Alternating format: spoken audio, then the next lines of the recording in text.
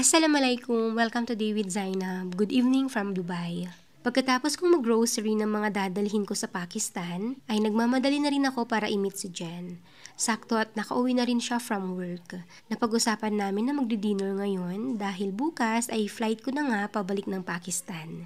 Si kapatid ay sobrang busy, kaya hindi man lang kami nagkaroon ng banding. Di bale at naipagluto naman niya ako ng mga cravings kong ulam. Ngayon naman gusto ko ng inihaw, namimiss ko ang chicken inasal. Sakto habang naglalakad ay may nakita kaming kainan, meron nga din silang inasal at halo-halo. Hindi pa daw nasusubukan ni Jen kumain dito. Pinoy din ang mga staff, kaya naman hindi na kami nagdalawang isip pa ni Jen at dito na kami kakain. Lahat na siguro ng bagay na hinahanap ng isang OFW ay nandito na lahat yata sa Dubai. Particular na sa Dera at Satwa areas. May mga Manila building at Philippine supermarket pa nga.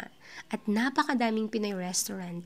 Kahit nga sa may tabi, mga upuan or sa mga daanan ay may mga nag-aalok na kabayan ng mga kakanin. O diba, para na rin akong nakauwi ng Pinas. Pero syempre, ibang-iba pa rin pag nasa mismong bansa natin. Habang kumakain nga kami ay nagkukwentuhan kami ni Jen. Ilang months ulit bago kami magkita. Na-appreciate ko ang ganitong klase ng friendship. Dahil katulad ng lahat ng mga kaibigan ko ay hindi din kami madalas mag-usap o magka-chat man lang.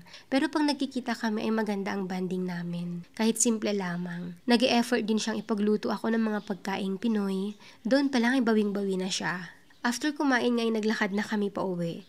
Pero may nakalimutan pa akong bilhin pauwi ng Pakistan. Ang Mr. Gulaman. Kasi gusto ko rin gumawa ng sago at gulaman doon para ipatikim kina kuya at bunso.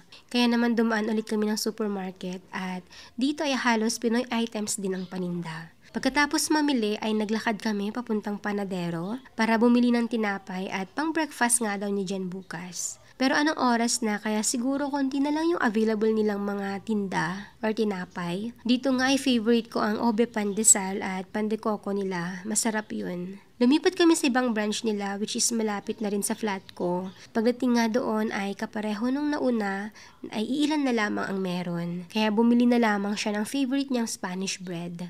Diba? Sabi sa inyo, kompleto na halos lahat dito sa area. Hindi na kami nagtagal at nagpaalam na rin kami sa isa't isa.